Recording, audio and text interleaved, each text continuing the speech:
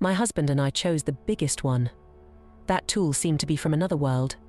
The thickness scared me, but I still faced it. Good afternoon to everyone. I'm sure this story will surprise many of you. I know that some may think I'm a naughty and shameless person, but we all have our fantasies and we should respect those of others. Everyone has their own story of love and desire, and today I'm sharing mine with you. My name is Emily. I'm 33 years old and I live in Massachusetts with my husband Oliver, who is 35, and together we have a son, Billy, who is now 10 years old. Oliver and I have been married for 11 years.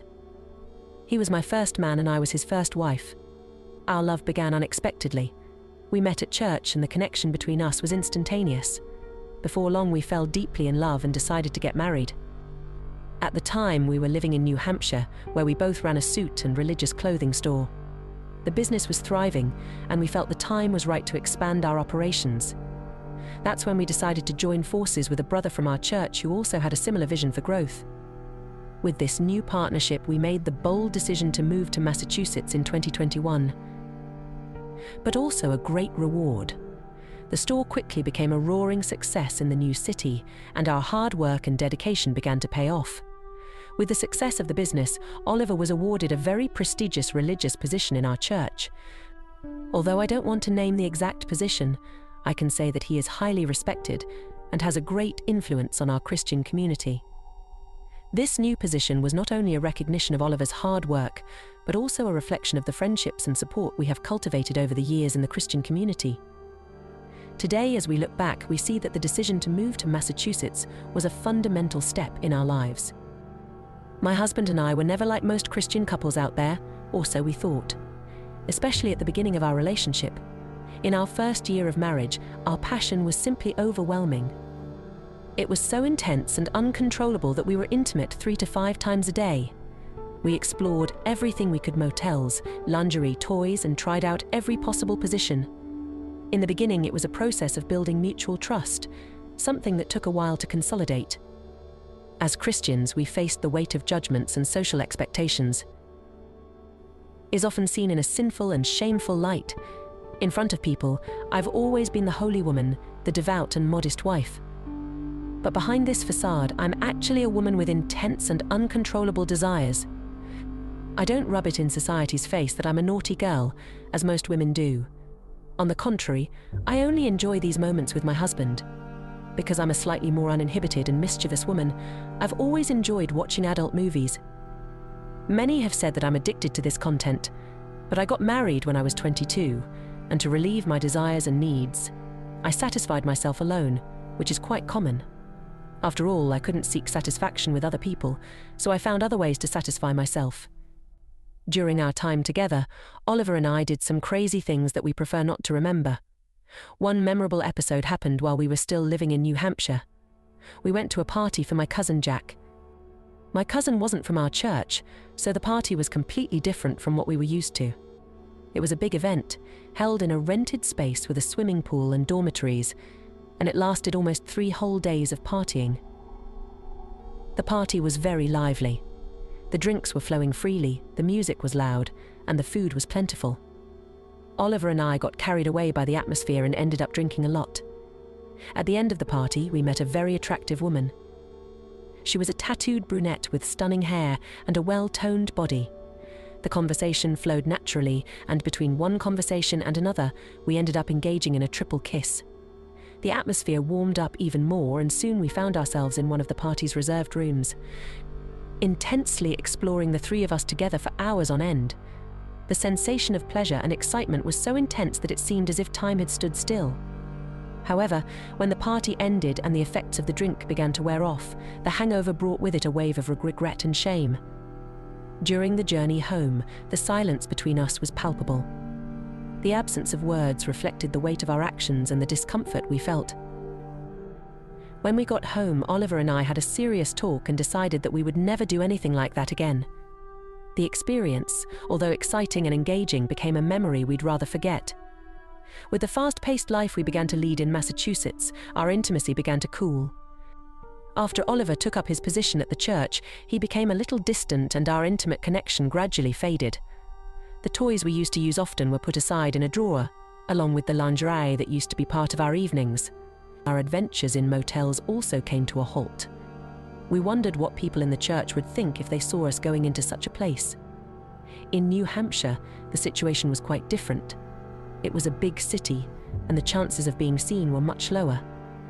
Here in Massachusetts, concerns about what others might think and the impact on our public image made us rethink many of our choices. Before continuing with this true story of infidelity, please subscribe to the channel and leave a like.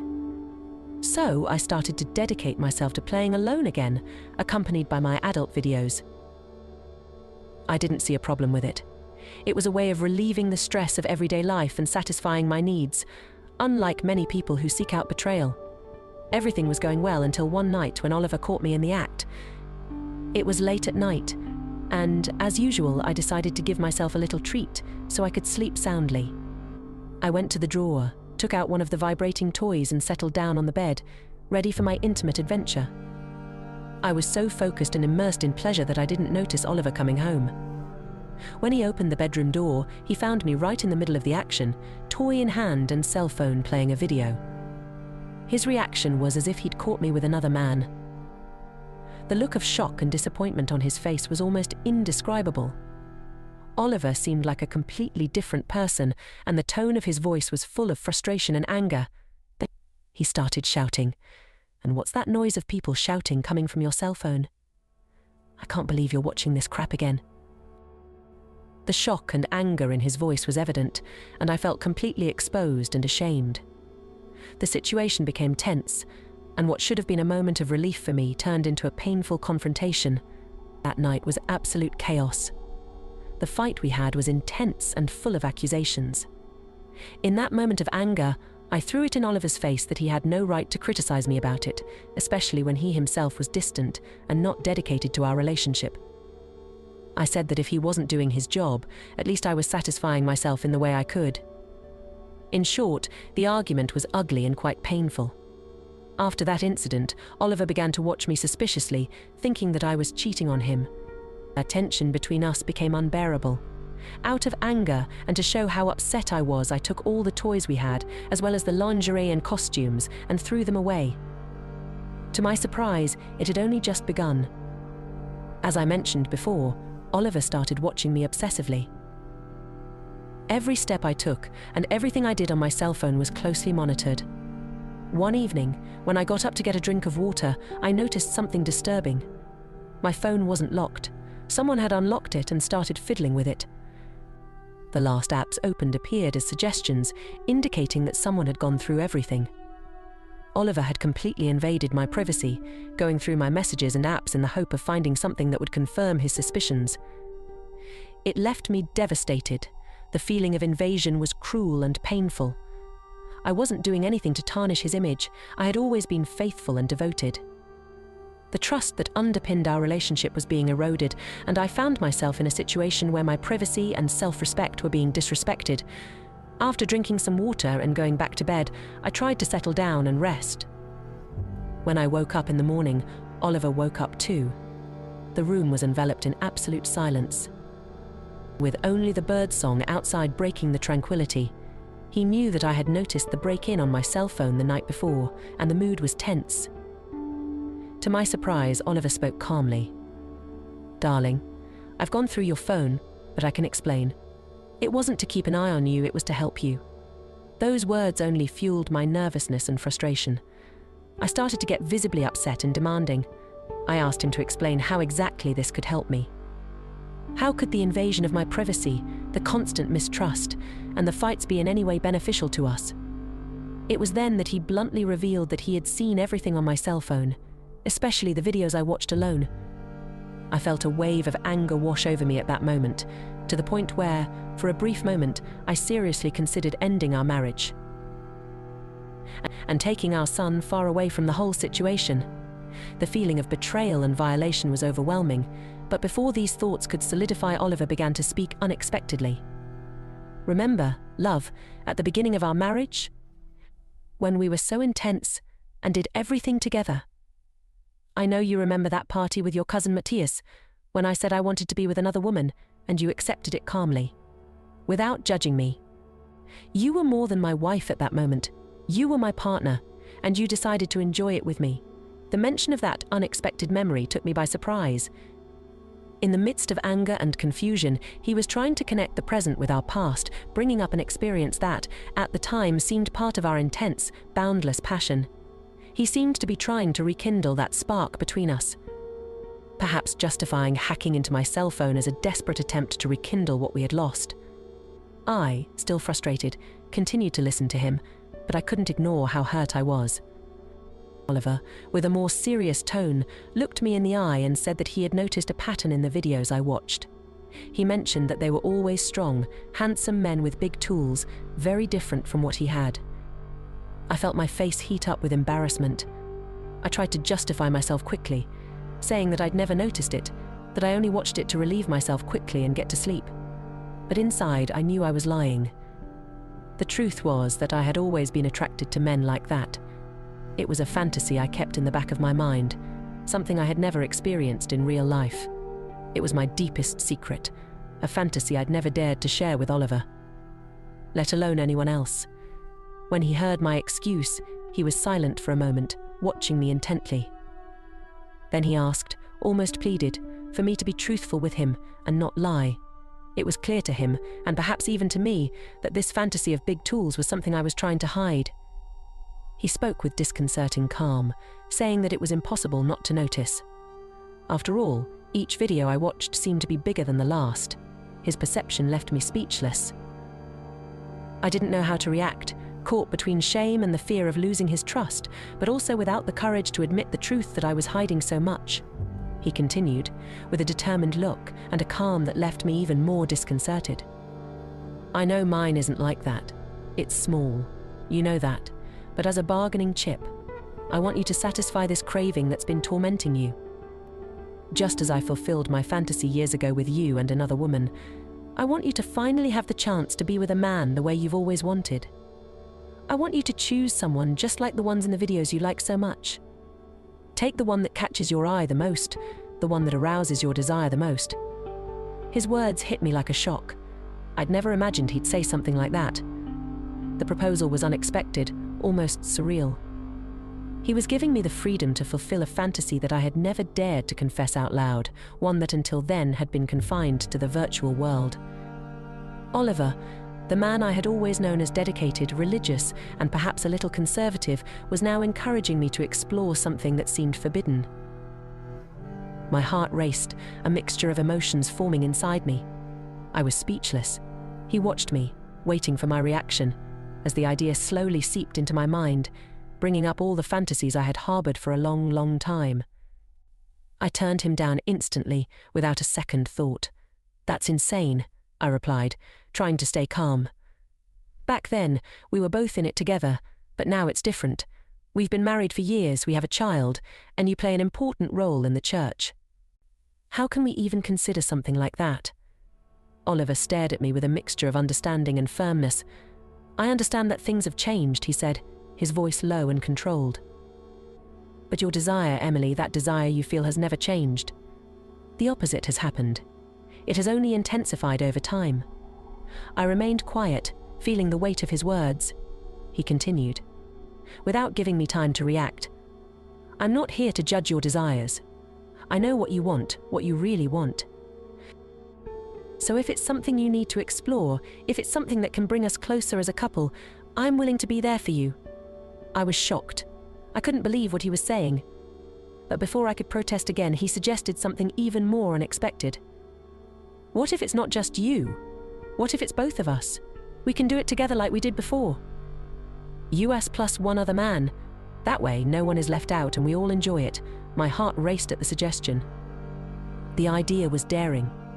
And while part of me wanted to refuse immediately, another part, the part that had kept these desires hidden for so long, couldn't help but feel a pang of curiosity. My husband's proposal was tempting and dangerous, bringing to the surface all those repressed desires that I had never thought of fulfilling. I was caught between the security of the life we knew and the temptation to explore something new and forbidden. After sitting in silence, rethinking everything I'd heard, I finally said, "Fine, I'll do it, but on one condition. It has to be with someone outside our social circle. someone who doesn't know anyone close to us, and preferably in another city. I don't want to run the risk of anyone knowing. Oliver agreed without hesitation. He assured me that he would take care of everything, that he would find the right person, someone who would fit in perfectly with what I wanted without missing a single detail. His determination surprised me, but at the same time, it put me at ease. It seemed that he was taking this situation as seriously as I was. After that conversation, something changed between us. The atmosphere warmed up, and I could see how excited he was about the idea. The bulge under the covers left no doubt, and with peace made, and this new fantasy taking shape, we gave ourselves to each other in a way we hadn't done for years. It was intense, passionate, as if the flame that had been going out had been lit again. That morning was unforgettable. We had an ardent relationship like never before, repeating the act several times, rediscovering each other. To make the moment even more special, Oliver even put on one of the movies for us to watch together. The harmony between us was perfect, and for the first time in a long time, I felt that we were really connected. He loosened up in a way I hadn't seen for years, and I also allowed myself to be totally free with him. After our hectic morning, we fell into bed exhausted, as if we had run a marathon.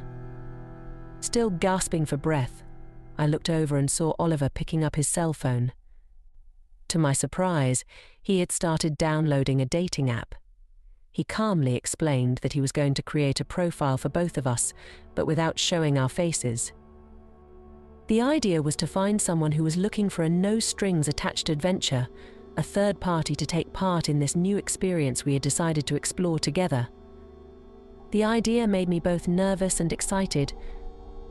It was as if we were entering unknown territory, but Oliver's presence by my side gave me the security I needed. He carefully chose our best photos, the ones that showed our bodies in an attractive way, but without revealing our identities.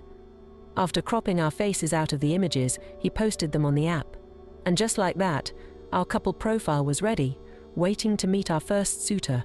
Searching further, we discovered several websites dedicated to exactly this kind of purpose.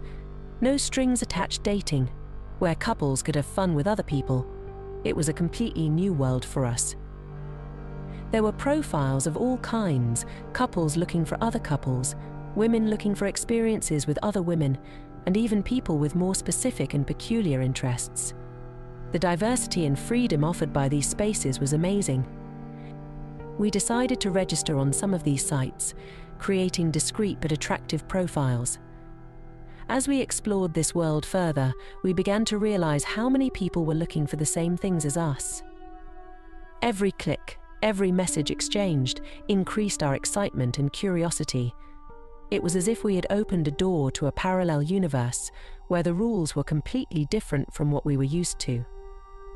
After that day, our lives really changed, and it was like water to wine. Our nights became more intense and daring. Driven by the messages and provocative conversations we started having with other men, the anticipation of realizing the fantasy we now shared only grew, making each interaction a new source of excitement. We still haven't chosen the lucky man who will join us, but we already have some contacts saved, just waiting for the right moment to start this new experience. The anxiety and anticipation of what it will be like has only made our bond even stronger and more intimate. When it finally happens, I promise to come back and share with you all the details of how it all unfolded. Thank you so much for giving voice to my story, and I wish the channel every success. If you liked this video, don't forget to leave a comment and a like, and I'll see you next time.